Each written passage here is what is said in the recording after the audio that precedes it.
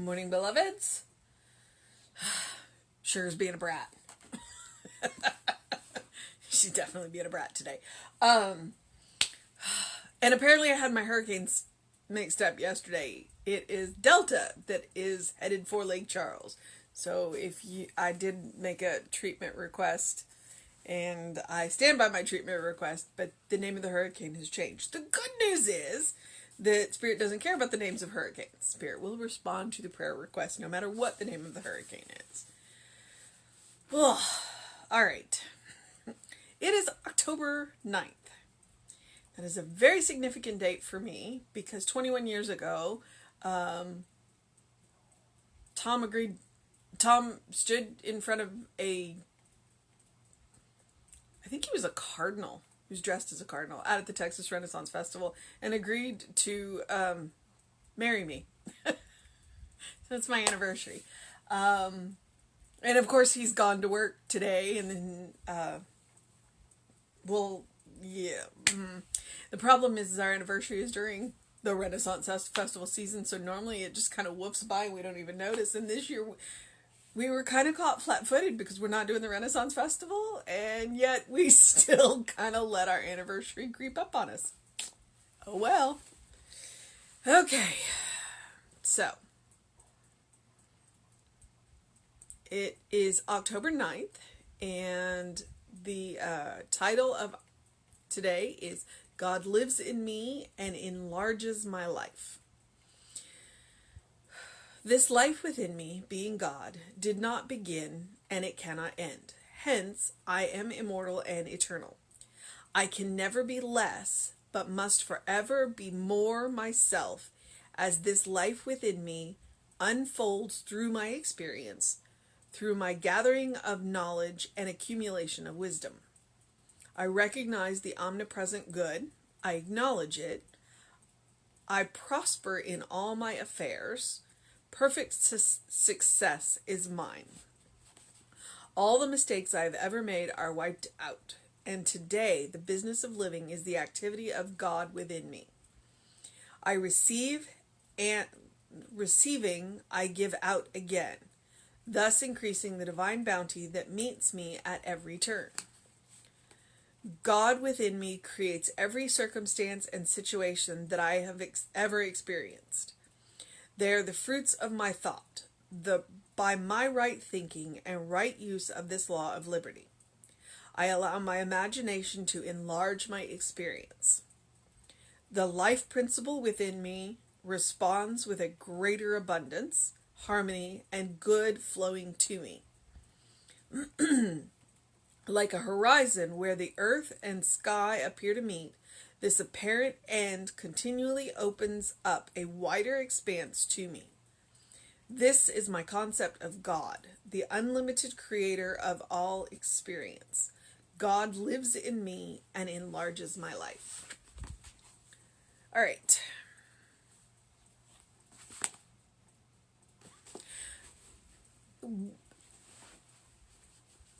There's a style of treatment called argumentative, and that's what this reminds me of. Emma does something along the lines of this, where, and that's what the third step of treatment is, revelation. It's like, state what you want.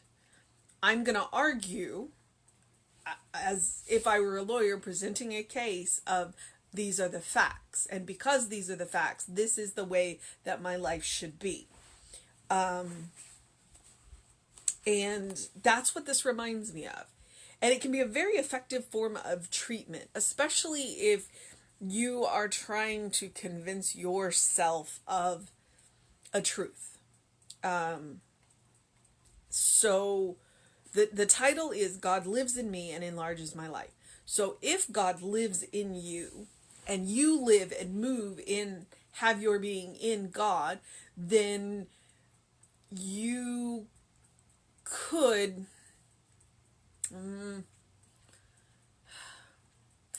stop living small. I think that's what I'm trying to say. Stop living small, because you have the ultimate power behind you within you, flowing through you. You have that God power. You have that life principle. You're made up of God's stuff. So stop living small. Allow that, I'm going to say Godness and goodness to enlarge your life. I apologize. It is allergy season and the ragweed is big and beautiful.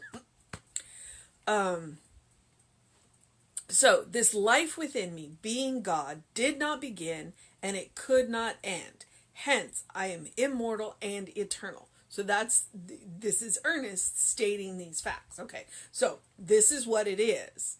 Now that I've established this baseline, let's go from there.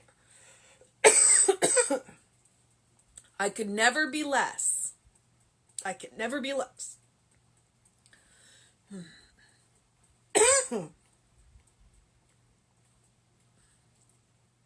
I may go get some water in a minute.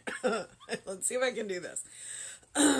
I can never be less, but must forever be more myself in this life as this life within me unfolds. Okay, so you can never be less than you are. And what Spirit is asking you to do is be more of yourself. It's not asking you to be anything else. It's not asking you to be, the greatest musician, the greatest actor, the greatest sports, whatever. It's not asking you to do any of that. What Spirit is asking you to do is to be more of yourself as this life within you unfolds. Now, if you happen to become the greatest musician, more power to you. But that's not what Spirit is asking you to do, so don't be intimidated by that. What Spirit is asking you to do is become more of yourself. So, as this life within me, it unfolds in my experience through my gathering of knowledge and accumulation of wisdom. So basically, what we are doing is we are accumulating, well, I love how he says gathering knowledge and accumulating wisdom. Knowledge is information and wisdom is experience. It's using the knowledge that you have gathered. I recognize the omnipresent good. I acknowledge it. So this is us being conscious. It's like, there is good out there and I ought to have it. Thank you, Emma. I prosper in all my affairs. Perfect success is mine. And apparently I can't say the word success today. So all the mistakes I have ever made are wiped out. And today the business of living is the activity of God within me. So as Maya Angelou says, I did the best I could until I knew better, and then I did better. So now, by acknowledging the God within us, by acknowledging the good, by acknowledging the life principle, I can let all of that stuff behind me go. I can let all of my misuse of the life principle go. And from henceforward, I will make a better use of it, as will you. Giving, I receive, and receiving, I give out again. It's called reciprocity. If we just continue to take, we become stagnant. There's got to be an outflow.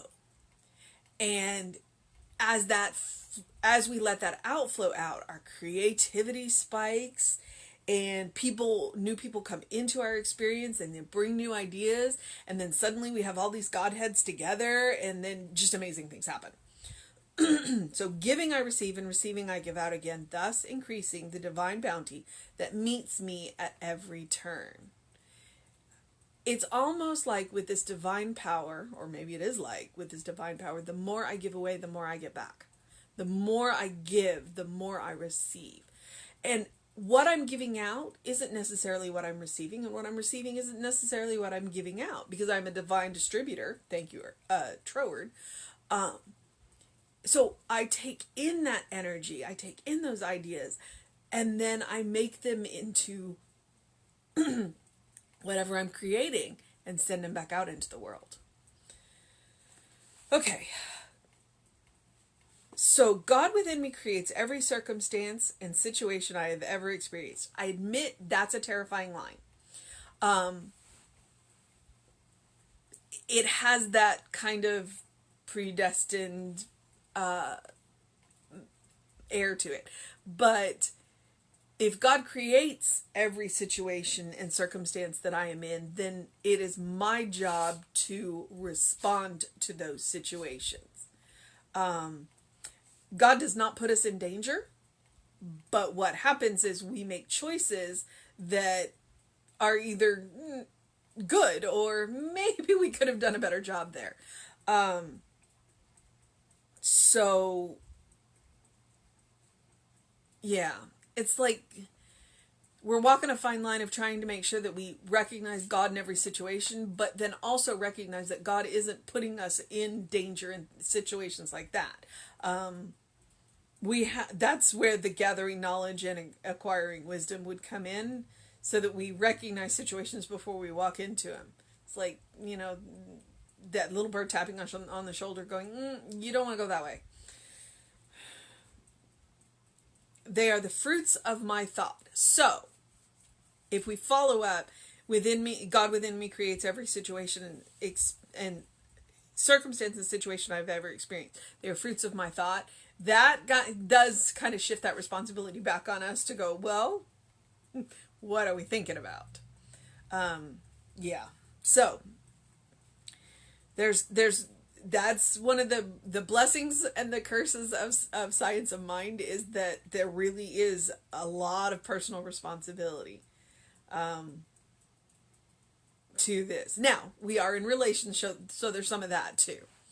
By my right thinking and right use of this law of liberty, I allow my imagination to enlarge my experience. If you can dream it, you can do it. Will it look exactly like you dreamed? Maybe, and maybe not. But if you can dream it, you can do it. So let that imagination run wild.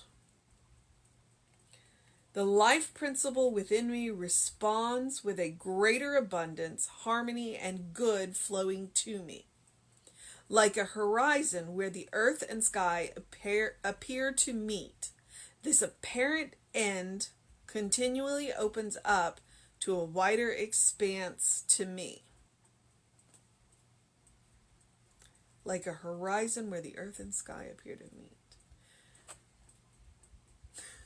Just because it looks like the end, it isn't. Sometimes he uses these beautiful turns of phrase, and then I'm like, I'm going to have to go think about that one. But basically, I've said this before, Ernest didn't believe in reincarnation per se, but he did believe that when we shed this mortal form, that we would move on into another experience. And so that's kind of what he's saying here. It's just because it looks like the end, it isn't the end. And he's not talking about death right now. It can be any experience. One of the common phrases is all endings are actually new beginnings. So sometimes when something is ending, yes, it is appropriate to mourn that ending, but to recognize that it is also an amazing new beginning on a new journey. Into a new experience, into a new project, whatever that looks like to you. This is my concept of God, the unlimited creator of all experience.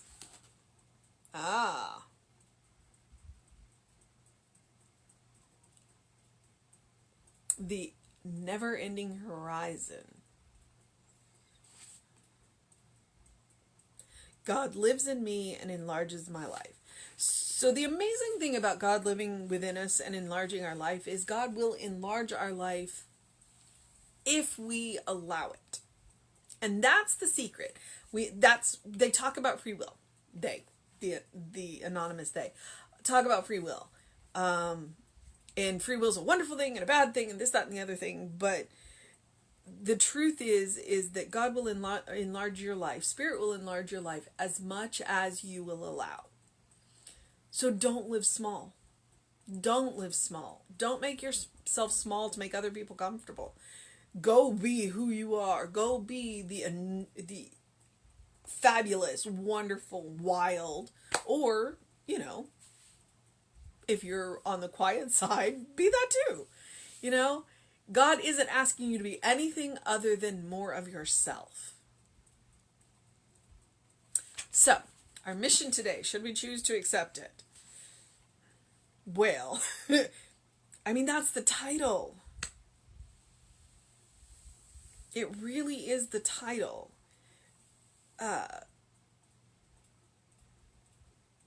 To be forever more of ourselves. And to acknowledge that God lives within us. And let that knowledge enlarge our life so that we can be who we are more deeply and more widely and more... Yeah. And the amazing thing about being yourself is when you allow yourself to be yourself, you give other people permission to be themselves. And that is one of the best gifts that you can give to anybody else. So, do something loving for yourself. Do something kind for yourself. Do something compassionate for yourself today. The weather is going to be a little weird here in Houston, and frankly, I thought it was hot. So I'm not sure you want to open your windows and let that. But if it does start to rain, that might be a nice thing.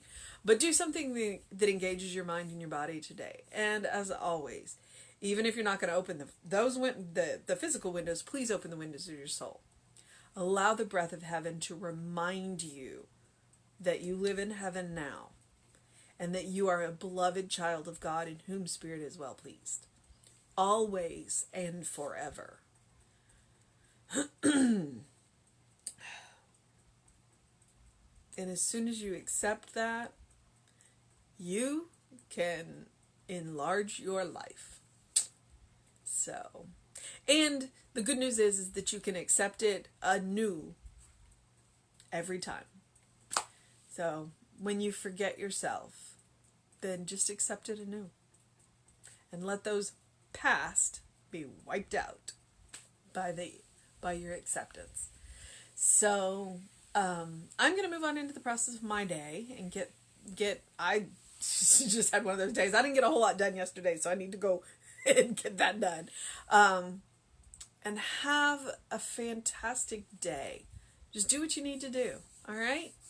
And if that means going out and dancing in the rain, the gamma rain, go for it.